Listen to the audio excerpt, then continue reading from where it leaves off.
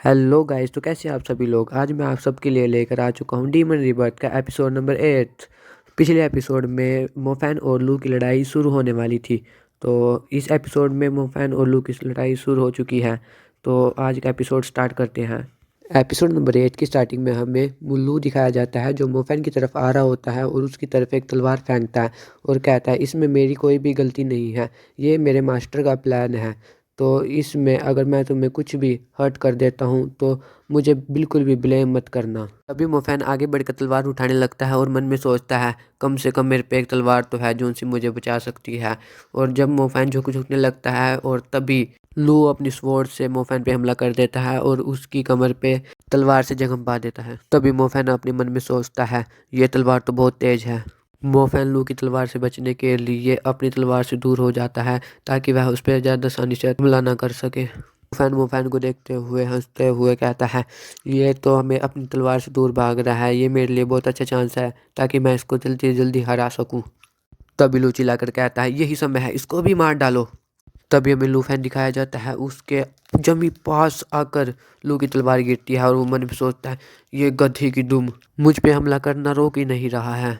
लू का क्लासमेट कहता है, इस लू को ये एडवांस टेक्निक कैसे आती है।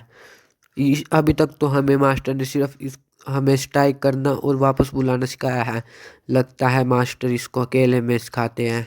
तभी लड़ाई देखने वाले लड़के कहते हैं कि इन दोनों के बीच में लेवल गैप बहुत ज़्यादा है, बस ये एक लड़ाई नहीं रह गई है बल्कि ये तो एक मैस बन चुका है। तभी दूसरा लड़का कहता है, ये तो मोफैन को फोर्स कर रहे हैं कि वो डीमन टेक्निक्स का इस्तेमाल करे। तभी मास्टर कहता है, वो उसको डीमन टेक्निक्स इस्तेमाल करने के लिए फोर्स कर रहा है, अगर उसने डीमन टेक्निक्स का थोड़ा सा भी इस्तेमाल किया तो मोफैन के मास्टर बीच में आकर उसको मार देंगे और लड़ाई को यहीं पे रुकवा देंगे। मास्टर हंसते हुए मोफैन को डीमंस का कचरा कहते हैं।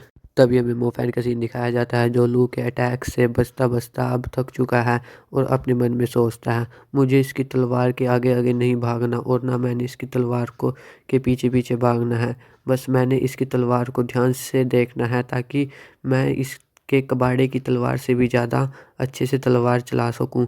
और मुझे इसकी तलवार को कॉपी करना होगा ताकि मैं भी इसकी टेक्निक को सीख सकूं।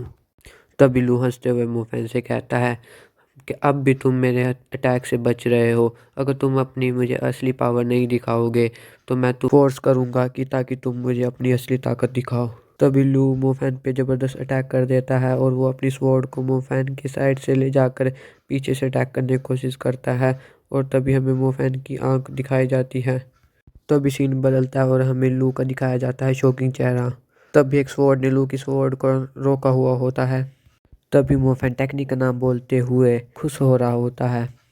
ये सब देख के लू की फट जाती है और वो कहता है कि तुमने तुमने मेरा स्पेल सिर्फ देखने से ही कॉपी मार लिया। तभी मोफैन लू से कहता है कि तुम एक बराबरी की लड़ाई चाहते थे ना ब्रदर लू, तो अब आ जाओ, अब मैं तैयार हूँ। सब मोफैन को इस टेक्निक का इस्तेमाल करते हुए देखकर हैरान हो रहे हैं और कहते हैं, मुझसे तो ये तलवार सिर्फ हवा में ही उड़ती है, मैं किसी के अटैक को ब्लॉक भी नहीं कर सकता हूँ, पर ये क्या, मोफैन ने तो प्रदलू की स्वॉर्ड को भी रोक दिया है और इसने ये तलवार मास्टर कर लिया। ये कोई मजाक नहीं था, इसने सच्ची में ही ये स्वॉर्ड टेक्निक मास्टर कर ली है। तभी हमें मास्टर का सीन दिखाया जाता है, वह भी बड़े शौक होकर सोच रहे होते हैं, इसने तो बस चंट देख कर ही टेक्निक को पूरा का पूरा मास्टर कर लिया है। जिस तरीके से इस लड़के ने इस तलवार को मास्टर किया है वो भी सिर्फ चंट याद करके ही, इस तरह तो कोई भी नहीं कर सकता। कम से कम हर एक बंदे को 2 से 3 दिन की प्रैक्टिस की ज़रूरत पड़ती है और उसे कम से कम इस फोर्सेस और प्रैक्टिस की बहुत ज़्यादा ज़रूरत होती है। तभी मास्टर मोफैन की तरफ देखते हुए सोचते हैं, ये तो एक कल्टीवेशन मास्टर है। तभी मोफैन अपनी सोच से कहते हैं, जाओ और लू को मार डालो। तभी लू मोफैन की तलवार को अपने पास आते हुए देखकर घबरा जाते हैं और कहते हैं, लेफ्ट नहीं नहीं राइट, नहीं नहीं लेफ्ट नहीं नहीं राइट, मैं क्या करूं।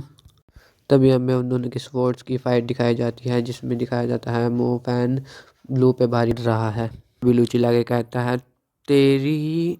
और तभी मोफैन की तलवार टूट जाती है। मोफैन की तलवार टूटते ही लू के मन में थोड़ी सी शांति आती है और लू के क्लासमेट्स कहते हैं, ये लूफैन की तलवार टूट गई और हमारा मास्टर लू ये जीत चुका है। अभी लू के क्लासमेट्स में से एक कहता है, लू हमारी क्लास का सबसे जीनियस बच्चा है। तभी मोफैन अपने मन में सोचता है, ये तो टूट गई, अब मैं क्या करूं। मोफैन एक मॉइस्चर पे खड़ा होता है और कहता है, तुम्हें तो खुश होना चाहिए क्योंकि तुम मुझसे जीत गए हो, पर तुम्हें अभी तक नहीं पता असली जीत किसकी हुई है। तभी मोफैन कहता है, चलो आ जाओ, मैं तुम्हें अभी सब कुछ बता दूंगा। तभी हमें एक शॉप का सीन दिखाया जाता है जहाँ पर शॉप की मालकिन बाहर झाड़ू लगा रही होती है और तभी शॉप में से सारी सारी तलवारें उड़कर बाहर जा रही होती हैं और मालकिन पागलों की तरह तलवार को देखते हुए हैरान हो रही होती है। तभी वह तलवारें आसमान में मोफैन की तरफ पहुंच रही होती है और ये सब नज़ारा देखकर लू की फट जाती है और उसकी आंखें और मुंह बाहर आ जाते हैं। और तभी मोफैन सारी तलवारों को ऑर्डर देता है कि जाकर लू की कच्ची पाड़ दो। और सारी तलवारें लू की कच्ची फाड़ने के लिए जाने लगती हैं और आसपास के बच्चे कहते हैं, भागो यहाँ से भागो। तभी लू रोता रोता मम्मी मम्मी चिल्लाता है और तभी अगले सीन में दिखाया जाता है कि मास्टर लू के सामने खड़े हो जाते हैं और उसके सामने एक एनर्जी शील्ड बना लेते हैं और कहते हैं, ये लड़ाई अब खत्म हो चुकी है, हमें किसी को भी चोट पहुंचाने की जरूरत नहीं है और ये हमले करना रोक दो। तभी मोफैन मास्टर को कहता है, अब तुम्हें अपने स्टूडेंट की फिक्र होने लगी है। इसी सीन के साथ हम ये एपिसोड यहीं पर रोकते हैं। अगर आपको मेरी एक्सप्लेनेशन अच्छी लगती है तो इस चैनल को सब्सक्राइब और वीडियो को लाइक जरूर करना।